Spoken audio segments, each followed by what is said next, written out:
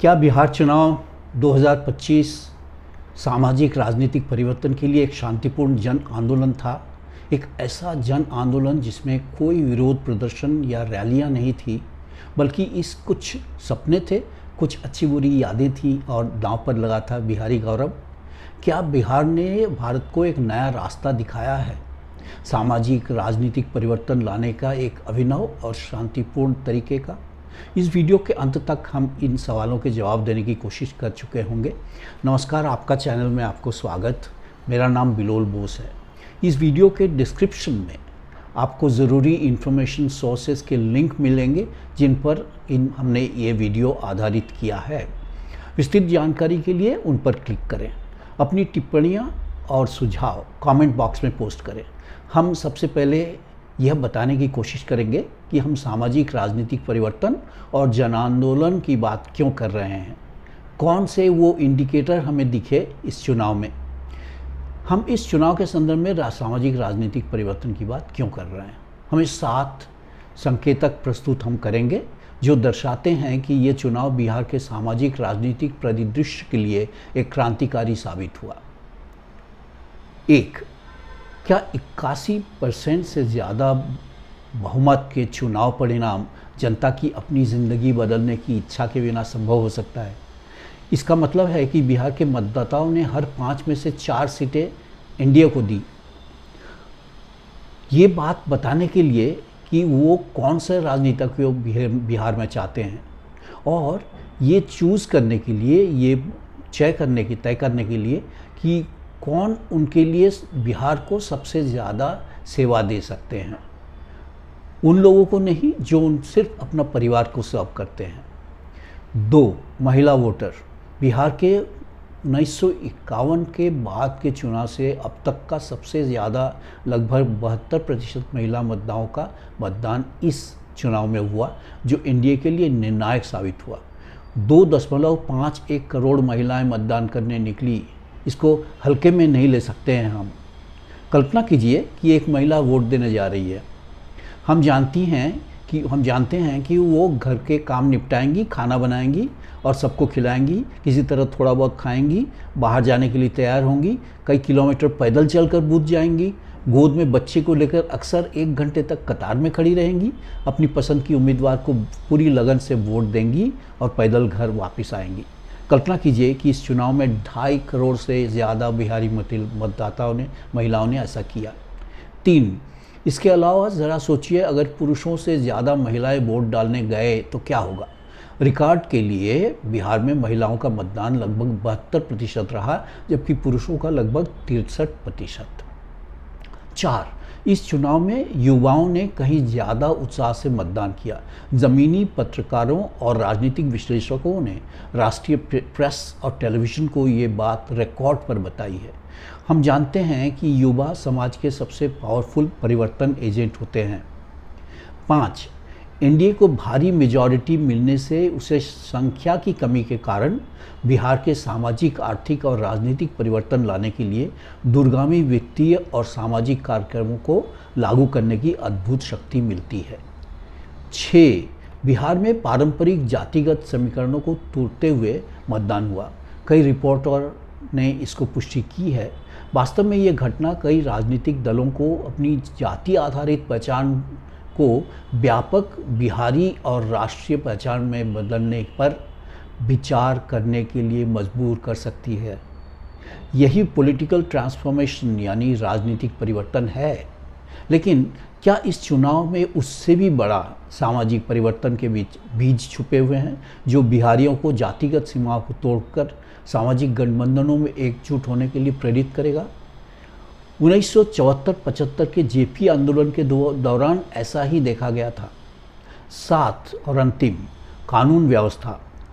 लालू यादव जी के कार्यकाल की तुलना से बिहार में नागरिकों में एनडीए के प्रति सामान्य विश्वास के बावजूद बिहार के मतदाता काफ़ी सुधार की उम्मीद कर रहे हैं। इस विषय पर अपेक्षाकृत शांतिपूर्ण चुनाव ने एनडीए के प्रति नागरिकों की सहजता को बढ़ाया होगा, लेकिन बिहार में स्थायी सामाजिक राजनीतिक परिवर्तन के लिए नई सरकार को कानून व्यवस्था और अपराध दर को नियंत्रित करना सर्वोच्च प्राथमिकता देनी होगी। Highest priority. आइए अब जन आंदोलन के सब्जेक्ट पर बात करते हैं। एक जन आंदोलन के 5 विशिष्ट संकेतक होते हैं: जन भागीदारी, सामाजिक और राजनीतिक बदलाव, लोकल संस्कृति के प्रतीक का उपयोग, व्यापक भौगोलिक पहुंच और जनता के लिए आसान तरीकों का उपयोग। आइए इस वर्ष के चुनाव में ये 5 इंडिकेटर पहचान करें। 1. जन भागीदारी। इस चुनाव में 67.13% मतदान हुआ, जो जनता की अत्यधिक उच्च भागीदारी को दर्शाता है। 5 करोड़ से ज़्यादा लोगों ने वोट डाले हैं। 1951 के भारत के पहले चुनाव के बाद से बिहार में ये अब तक का सबसे अधिक मतदान था। स्पष्ट रूप से दिखाता है कि इस चुनाव के एक मौन जन आंदोलन का रूप ले लिया था। 2. सामाजिक और राजनीतिक परिवर्तन। इस चुनाव में उन पारंपरिक जातिगत समीकरणों को तोड़ दिया जिन्होंने पहले के सभी चुनावों को आकार दिया था। लोगों ने योग्य उम्मीदवारों को वोट दिया, ज़्यादा पसंद किया न कि जातियों को। 3. स्थानीय सांस्कृतिक प्रतीकों का प्रयोग। विजयी गठबंधन एनडीए ने छठ पूजा उत्सव को जोरदार तरीके से आगे बढ़ाया, जो एक सांस्कृतिक रूपक है। छठ पूजा बिहार में पूरे परिवार को एकजुट करता है। यह बिहारी पहचान का जश्न मनाने का एक रूपक साबित हुआ। चूँकि ये चुनाव से ठीक पहले मनाया गया था, उसने पूरे बिहार को एक बड़े परिवार में समेट दिया।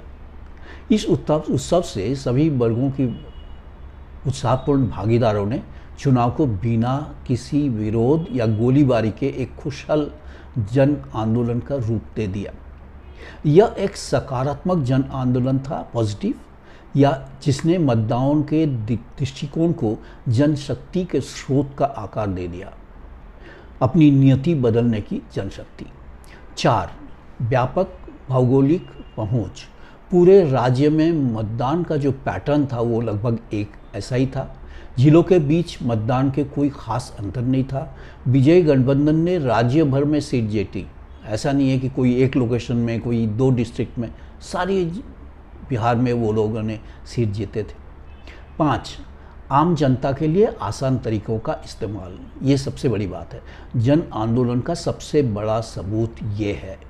इस चुनाव ने दिखाया कि किस तरह मतदाता सिर्फ वोट देकर अपनी किस्मत बदल सकता है। कोई विरोध प्रदर्शन नहीं, कोई रैली नहीं, कोई हड़ताल नहीं, कोई पुलिस कार्रवाई नहीं, कोई हिंसा नहीं, बस एक वोट। यही इस जन आंदोलन की सबसे बड़ी पहचान है। सभी संकेतक हमें इस निष्कर्ष पर पहुंचने के लिए प्रेरित करते हैं कि हमने बिहार में एक जन आंदोलन को देखा है। 1974-75 के जेपी आंदोलन के बाद पहली बार। 1980 के दशक और उसके बाद जन्म लेने वाले लोगों के लिए हम ज़रा बताएंगे जेपी आंदोलन के बारे में, थोड़ी संक्षिप्त जानकारी देंगे। 1. जेपी आंदोलन का नाम बिहार के एक रिटायर्ड आईएएस अधिकारी जयप्रकाश नारायण जी के नाम पर रखा गया था। 2. उन्होंने पटना के गांधी मैदान में एक छात्र आंदोलन का नेतृत्व 1974 और उससे राष्ट्रीय स्तर पर लेके गए और आंदोलन को राजनीतिक परिवर्तन के लिए एक पूरे देश का आंदोलन बना दिया। 3. इसके परिणाम स्वरूप जो सबसे बड़ा राष्ट्रीय आपातकाल, एक ही बार इमरजेंसी की घोषणा हुई थी और अंततः भारतीय राजनीति में कांग्रेस पार्टी का एकाधिकार समाप्त हो गया। जेपी आंदोलन बिहार के सड़कों और गांधी मैदान में हुआ था। जोरदार पुलिस का एक्शन भी हुआ था और इस आंदोलन के दौरान कई छात्र, राजनीतिक नेता, कार्यकर्ता और आंदोलनकारी को जेल में डाल दिया गया और कई छात्रों ने अपने प्राणों की आहुति दी। इसकी तुलना में बिहार का ये जो 2025 का चुनाव का जन आंदोलन है उसको देखिए। यह एक मौन जन आंदोलन था, क्योंकि यह रैलियों और विरोध प्रदर्शन के जरिए नहीं बल्कि अपने वोट के जरिए चलाया गया। 2. यह एक ऐसा जन आंदोलन था जिसका लीडरशिप, नेतृत्व किसी एक नेता ने नहीं किया था, 2 किस्म के नागरिक, महिला और युवा ने किया था। इसी तरह ये आंदोलन पोलिंग बूथ के जरिए राजनीतिक परिवर्तन का एक अभिनव और मौन जन आंदोलन था। अभिनव आंदोलन क्योंकि किसी भी परिवार को ठेस नहीं पहुंची थी, एक भी पुनर्मतदान नहीं हुआ, किसी को भी मतदान करने से रोका नहीं गया। आप निर्वाचन आयोग की रिपोर्ट कार्ड हमारा इस पे डिस्क्रिप्शन बॉक्स में देख सकते हैं, जिसको रिपोर्ट कार्ड कहते हैं, उस बेसिस पे उसको क्लिक करने से आपको इसके बारे में जानकारी मिल जाएगी। यह बिहार के अतीत से एक बड़ा बदलाव था। चलिए देखते हैं कि पुरान 2-3 चीज़ें पहले कैसे हुआ था। चुनावी हिंसा में 1985 में 63 और 1990 में 87 लोगों की दुखद मौत हुई थी। 1985 में 156 मतदान केंद्रों पर और 2005 में 660 मतदान केंद्रों पर पुनर्मतदान हुआ था। 1995 में चुनावी हिंसा के कारण पूरे राज्य का चुनाव 4 बार स्थगित किया गया था। लेकिन 2025 का ये चुनाव बिहार की आशाओं और आकांक्षाओं की सकारात्मकता से प्रेरित लगता है। ये इलेक्शन छठ पूजा के सकारात्मक उत्सवी माहौल में हुआ। हम इसके बारे में पहले ही बात कर चुके हैं। नतीजन यह एक दुर्लभ चुनाव था जो एक पारिवारिक उत्सव में की तरह हुआ। पूरे परिवार एक साथ वोट देने गए, कई लोगों के लिए कई सालों के बाद। यह एक शांतिपूर्ण, सुचारू और अघोषित जन आंदोलन था जिसका एक ही लक्ष्य था, एक ऐसी सरकार चुने जो उन्हें उनके सपनों का बिहार दे दें। इस आंदोलन के संचालक कौन थे? पहले भी बताया मैंने, महिलाएं और युवा। महिलाओं का मतदान प्रतिशत 72% है जो पुरुषों के 63 से ज़्यादा है, जैसे हमने पहले बताया था।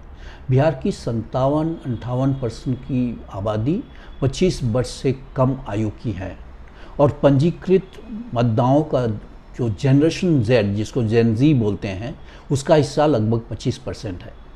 आपकी सूचना के लिए जेन जी 1997 और 2012 के बीच पैदा हुए लोगों को संदर्भित करता है।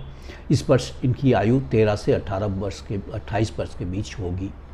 बिहार में चुनाव जन आंदोलन सफलता संपन्न किया।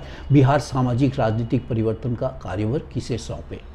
2 राजनीतिक गठबंधन मैदान में थे, एनडीए और महागठबंधन। बिहार के लिए चॉइस क्लियर था। एक तरफ एनडीए जिसने दी सड़कें, नकद माने कैश, शांति, शौचालय दिया था, गैस, घर, स्वास्थ्य बीमा, मरीन ड्राइव पटना का 10,000 रुपये, जीविका दीदी और बहुत सारा अलग प्रोग्राम उन्होंने एनडीए ने दिया था। दूसरी ओर महागठबंधन ने जंगल राज, वंशवादी लालच, झूठे नैरेटिव दिए थे। लालू यादव जी के 1990 से लगभग 2005 तक के शासन को बड़े पैमाने पर हिंसा, अराजकता, अपहरण, बलात्कार और हथियारों के लिए जंगल राज कहा गया था। हम लालू के कार्यकाल के दौरान चुनावी हिंसा और रिपोलिंग के बारे में पहले ही बात कर चुके हैं, 1985, 90 इत्यादि। आरजेडी के गठबंधन पार्टनर कांग्रेस पार्टी के राहुल गांधी ने चुनाव आयोग के खिलाफ झूठे नैरेटिव बनाने की कोशिश भी की, जिसने कथित तौर पर महागठबंधन की काफ़ी नुकसान पहुंचाया। बिहार ने एक नए बिहार के सपनों को साकार करने के लिए अपनी नई सरकार चुनी है। समय ही बताएगा उसके अगले 5 वर्षों में इनके कितने सपने पूरे होंगे। इसमें एक बहुत बड़ा अड़चन है जिसे ख़त्म नहीं करने से बिहार के सपने धरे की धरे रह जाएंगे। वो है जात पात।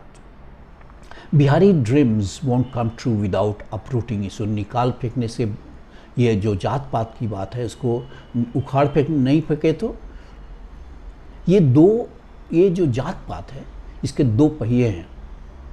एक पॉलिटिकल पार्टीज़ है, राजनीतिक दल, और दूसरा मीडिया। बिहार में एक नए सपनों को साकार करने के लिए वो जात पात और ये जितना भी कास्ट इक्वेशन के खिलाफ इस चुनाव में जो वोट जन आंदोलन हुआ वो ज़्यादा दिन बचेंगे नहीं। जैसे जेपी मूवमेंट का हुआ था, उसमें भी लोगों ने जात पात भूलकर सब एक साथ आ गए थे।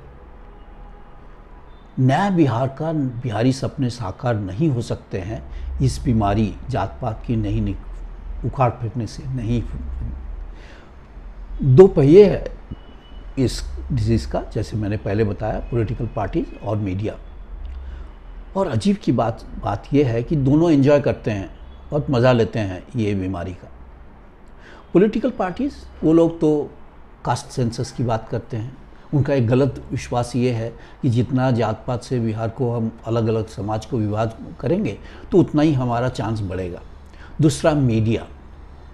आप बिहार के इलेक्शन में, मैं इलेक्शन के पहले और इलेक्शन ज़्यादा पहले जब जो भी टीवी डिबेट होता था, मैंने देखा सीनियर जर्नलिस्ट आके ऐसे बात करते थे जैसे वो जात पाती बात करते थे कि वहाँ कुशवाहा का जोर है, वहाँ पर यादव का, वहाँ राजपूत ये कर, सिर्फ इसी पर ज़्यादा बात करके वो अपना ज्ञान दिखाते थे कि हम कितना अच्छा जानते हैं जात पात के। लेकिन इतना ज़्यादा करना क्या सही रहा? जात पात, सिर्फ जात पात था बिहार में, बल्कि मीडिया का ऐसा जो जात पात को, मीडिया को कैसे प्रोत्साहित करते हैं, उसका एक और अजीब सा बड़ा इंटरेस्टिंग एक सबूत आज मुझे मिला। आज का एक हमारे देश का सबसे बड़ा जो इंग्लिश न्यूज़पेपर है, ये ग्रुप है बहुत बड़ा, सबसे बड़ा, और कोई इनसे पास आसपास नहीं है, वो उनका जो न्यूज़पेपर है, अंग्रेज़ी न्यूज़पेपर का फ्रंट पेज में आज एक हेडलाइन दिखाया गया था जिसमें वो सम्राट चौधरी जी जो डिप्टी सीएम बने हैं, उनको वो होम डिपार्टमेंट मिला है, उस पर एक न्यूज़ आइटम था। उसमें सम्राट चौधरी को एक उभरता हुआ कुशवाहा व्यक्तित्व, अंग्रेज़ी में लिखा गया था राइजिंग कुशवाहा फिगर, मतलब एक उभरता हुआ कुशवाहा व्यक्तित्व। ये नहीं लिखा था कि उभरता हुआ व्यक्तित्व। कास्टिज्म को क्यों परपेचुएट करते हैं ऐसे? क्या सिविल सोसाइटी आ सकते हैं इसको रोकने के लिए? क्या सीनियर जो वरिष्ठ पत्रकार हैं वो जिम्मेदारी ले सकते हैं कि जात पात को रिमूव करें? पब्लिक जो शब्दावली है और पब्लिक जो बातचीत है उसमें से ये जात पात को हटा सकें? सवाल ये है कि क्या ये पॉसिबल है कि एक ऐसा बिहार जिसमें जात पात नहीं है? बिल्कुल कर सकते हैं। हमारे पास एक बहुत बड़ा उदाहरण है, भोजपुरी स्टार्स को देखें और उनके फिल्म्स। जब भी फिल्म्स शुरू होते हैं और जब डांस होता है, वो इतना ज़्यादा है कल्चरल, ये बनाया यूनाइटेड फिगर बनता है। जैसे आप सोचिए, अक्षरा सिंह, कोई नीरव हुआ, केसरी लाल यादव, मनोज तिवारी, रवि किशन, रानी चटर्जी, ये सब बड़े बड़े स्टार हैं। जब भी वो स्क्रीन में आते हैं या डांस करते हैं तो पूरा बिहार, यूपी, नॉर्थ और ईस्ट इंडिया एकदम पागल होकर डांस करता है। लोग, कोई नहीं पूछता है कि उनका जात क्या है, सब कुछ भूल जाते हैं। सो जनता तैयार है, ओनली राजनीतिक पार्टी और मीडिया वो ज़बरदस्ती ये जात पात हमारे गले में डाल देते हैं। सोच के देखिए। फिलहाल यह प्रश्न महत्वपूर्ण हो जाता है। बिहार ने 1974-75 में जेपी आंदोलन से भारत को राह दिखाई थी। क्या बिहार ने इस बार चुनाव से फिर भारत को राह दिखाई है? Let us wish Bihar very best. इस वीडियो को लाइक और शेयर करें और हमारे चैनल को सब्सक्राइब करें। धन्यवाद। जय भारत।